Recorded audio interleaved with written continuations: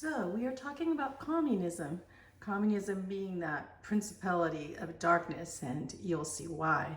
We're on chapter 23 of your world history.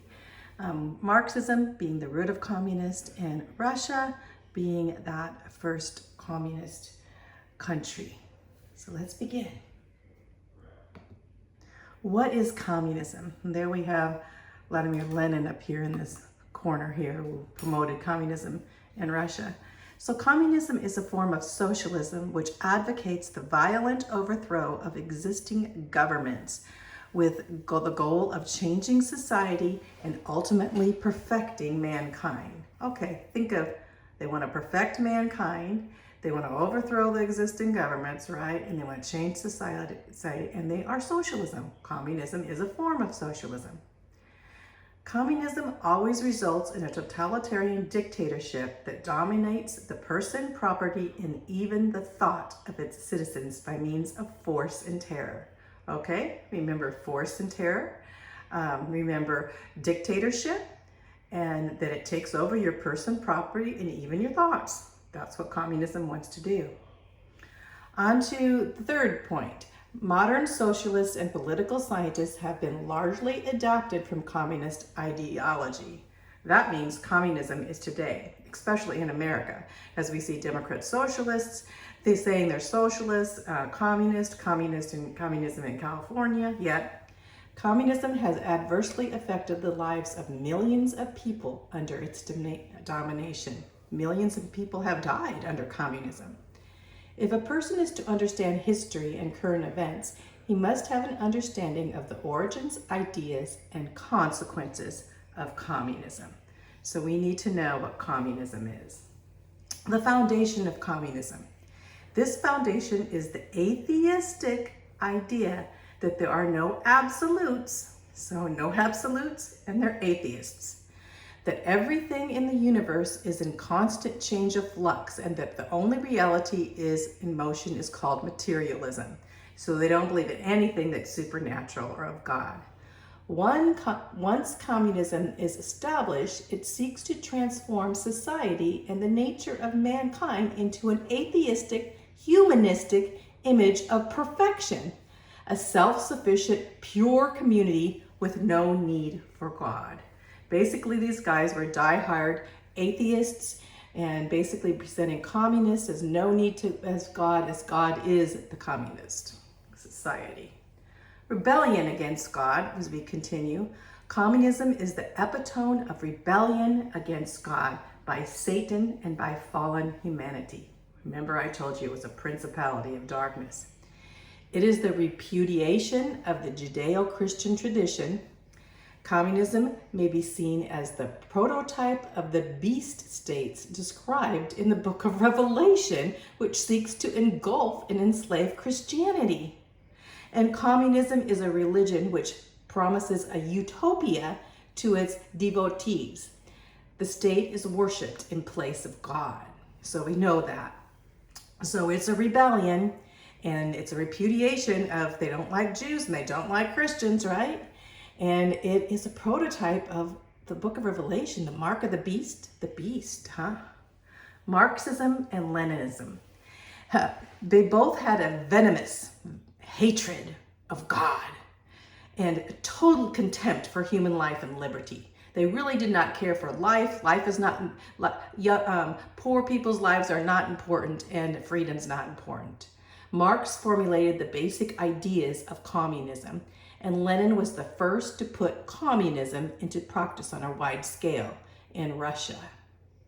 And then we have Friedrich Engels, 1820 to 1895. Engels organized Marx's ideas into a pseudo-scientific format, saying, oh, Marxism is scientific.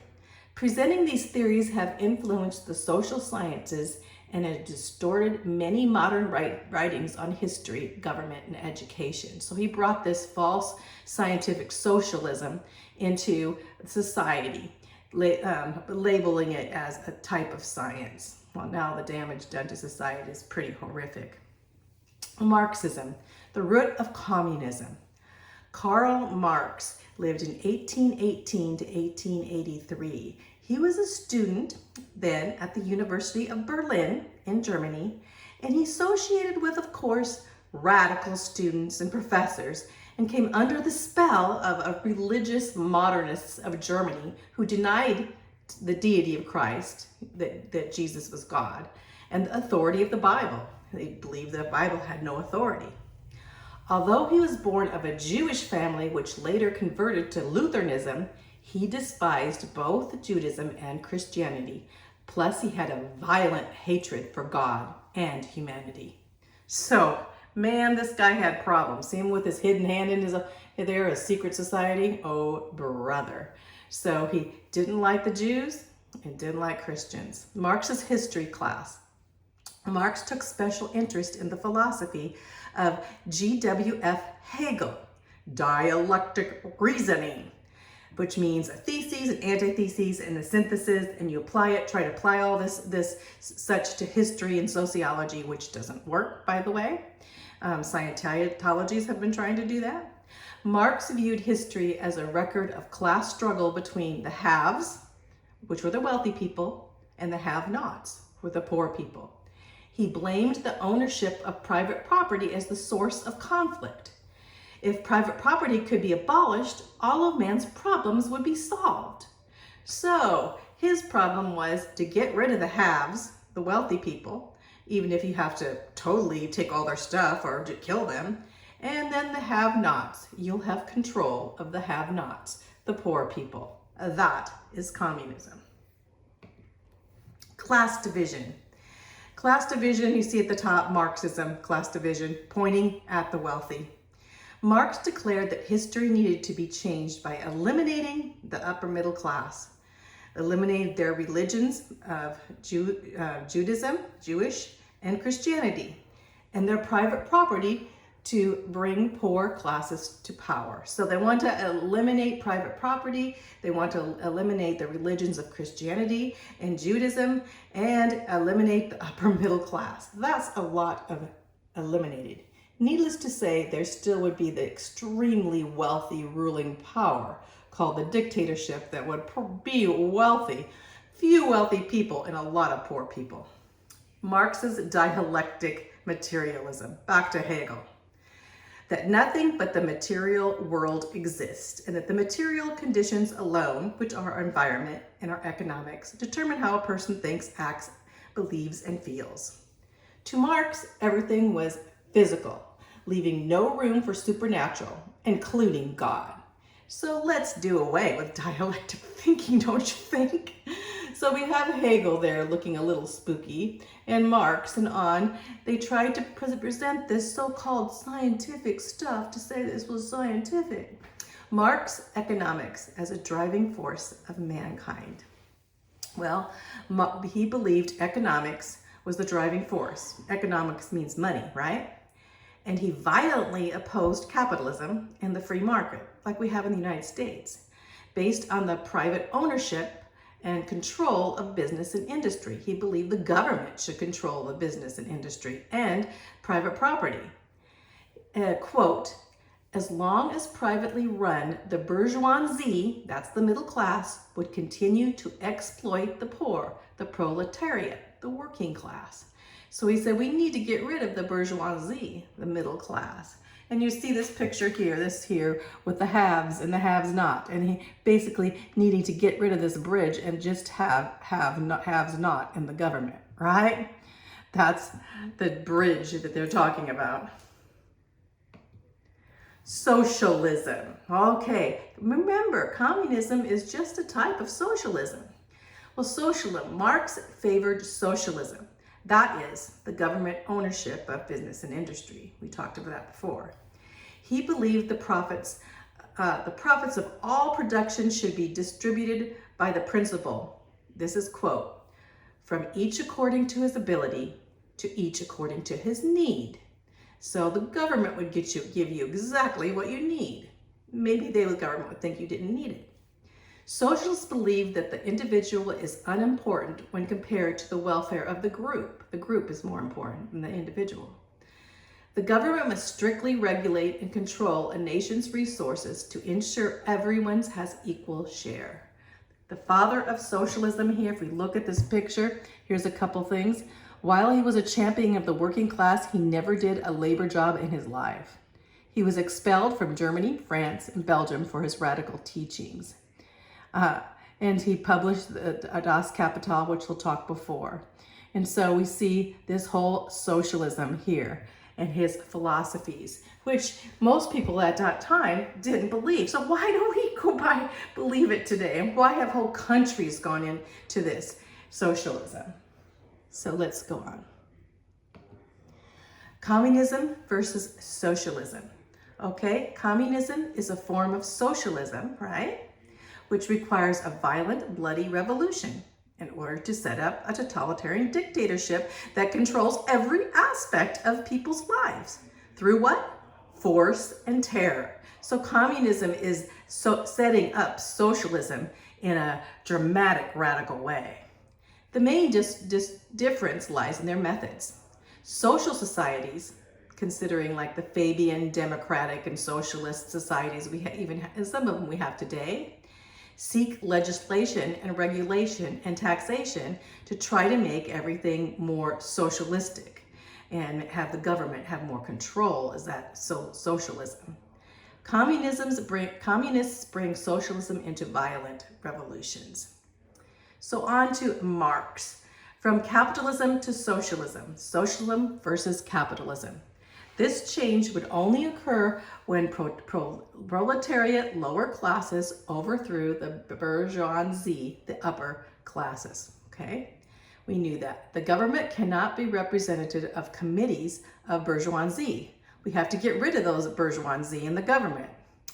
Once in power, what must be set up is a dictatorship of the proletariat. Eventually, the state will wither away and there will come into being a stateless, classless, so-called perfect condition beyond socialism called communism. Marx's faith lie in communism. He said, Karl Marx said, communism to Marx was a historical necessity and was universally inevitable. I like this where it says, keep people from their history and they are easily controlled. His is to control people.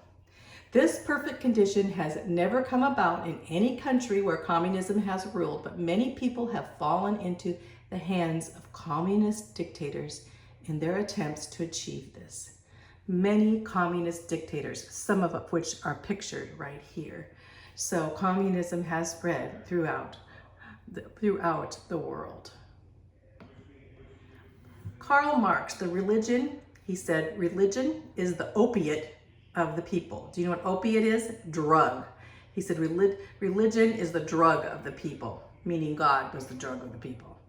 Marx believed religion was like a drug that made people content with less in this life because they expect happiness only in the next. But we know through the Christian, as we look forward to eternity in heaven. And God wants men to stand against the forces of evil and know true happiness in this life through the love of Jesus Christ, opposite of what Karl Marx believed. This is the core of communism, against religion. Marx's claim to secular humanism. In 1841, he proclaimed that it was necessary to recognize as the highest divinity the human self-conscious itself. This is the religion of secular humanism. Secular humanism became the foundation of communist ideology. The belief that mankind is the pinnacle of biological and social evolution and constitutes the only deity or God. Secular humanism, very sad. You see secular humanism in the church. Very sad, very bored, very sad people in church. Secular humanism worships humans. It does not worship God. Just that's why it's called secular humanism. Worshiping humans.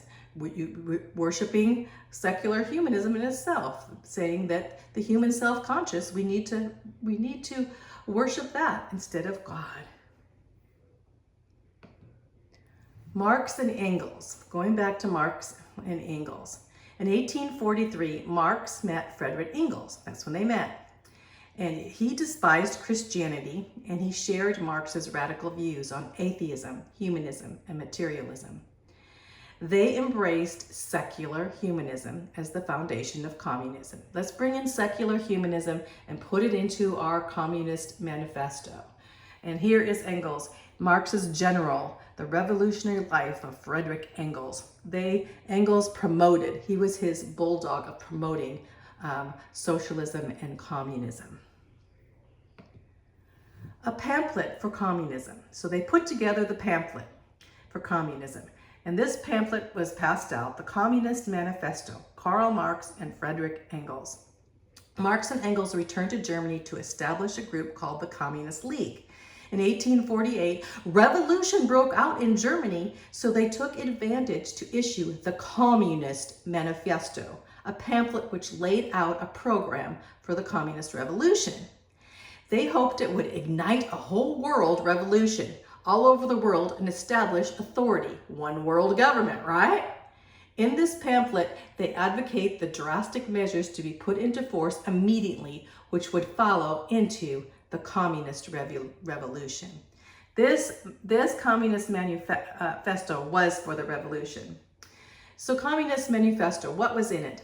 Number 1, to abolish private property and inheritance rights, which mean if you inherited something, you wouldn't get it. The government got it. Number 2, the redistribution of wealth through heavy progressive income taxes. Very heavy income taxes to get rid of the wealthy. Number 3, a central state bank to control all credit and manipulate the nation's currency. Number 4, governmental control of all means of communication and transportation. Number 5, government ownership of all means of production of factories, farms, mines, power plants, and all natural resources. Number 6, to abolish unemployment through social welfare. Number 7, the redistribution of the population to bring the population or people to live where the government wants them to live. Number 8, mandatory state-sponsored and state-supported education. So all of these things, to have the propaganda of controlling education, controlling the workforces, controlling the factories, farms, mines, and power plants, to bring in a total social welfare that they give you the food to eat and they tell you where to live, all these things, government control of all communication and transportation, and a control of the bank, and control of the income tax, to give taxes to the people. All these things, control of the people. The manifesto's call to battle fails, though. Here we have Marx and Engels up there having a discussion on their statues, Working men of all countries unite, they said. But by 1849, the revolution in Germany had been crushed. The Communist League was dissolved and Marx was forced in exile. He had to run to England, to London, in fact, right where Charles Darwin was. Engels also retreated to England, both of them did, to manage his father's factories. But ironically, he was managing his father's factories and he hated his father's factories. The income from his filthy capitalism kept both him and Marx from starving to death. So yeah, Engels went back to his daddy, and his daddy was actually of the bourgeoisie and making money and supporting him, and he was supporting him in Marx. And Marx in London formulated a total communist ideology and attempted to infiltrate the trade unions throughout Europe's industrial nations. In 1864, in London, remember they're in London, he organizes the first international Workingmen's Association. However, the failure of the Paris Commune in 1871 dashed Marx's hope for a great communist revolution, at least in his lifetime. So the commune that they had in Paris that they were going to do by Karl Marx totally failed, of course. And so now he's in London, he's got to put this together, not just a communist manifesto, but he needs to put Das Kapital by Marx, a book. He needed to write his whole book, Das Kapital, what communism was. Karl Marx continued to study economics, history, and philosophy and put together his intellectual work called Das Kapital, and he published it in 1867. The Communist Manifesto was the revolutionary pamphlet, remember? And Das Kapital is now the theoretical foundation for the communist ideology. Marx applied Darwin's theory, he took Darwin's theory of evolution to his politics in an attempt to give them a scientific basis. So he was using Darwin's theory of evolution to put in Das Kapital. By social evolution, man is the product of biological evolution. Communism is the ultimate product of social evolution by which the human race would achieve perfection. So what he was doing is he was taking Darwin's theory of evolution and putting it into a scientific method. Darwin's theory of evolution is not scientific, but giving it a scientific base as social evolution in Das Kapital. Can you believe that? So just remember that. In fact, Karl Marx and Darwin only lived a few blocks away in London, and Karl Marx wanted to talk to him and say, "Can I use you?" And Darwin said no. So Marx's personal life, but he used him anyway. Marx's personal life. His wife and 6 children lived in poverty due to Karl Marx's philosophy of not working. So his family lived in poverty. His wife watched 3 of their children die without proper medical attention and nutrition. And Karl Marx sat in a library of the British Museum while not taking care of his family. Any money that came to him through Engels, when Engels gave him some money, he spent it on travel, on liquor, and on tobacco. Indeed, Karl Marx was an alcoholic. 2 of the 3 of Marx's children who survived childhood committed suicide, and he failed to love and support his family. Sad family. So the 6 kids, 3 of them die when they're of malnutrition, and then now 2 more die of suicide. Just 1 lives. A terrible personal life. Communism, a negative system. The total denial of all that's true, righteous, and good was unleashed the beastly aspects of man's sinful nature. No God, no creation, no morality, no fall, no family, no individuality, no incentive, and no hope. And we can see with Karl Marx now, he wanted to basically establish a new communist utopia, rob or kill the successful, force the rest to work for free, then they run out of food, starve to death. Oh, this wasn't real communism, let's begin again. Not a good story. So let's stop here. I have more to say on communism, but it's getting kind of long. And so let's stop and we'll go on to the next part of the section.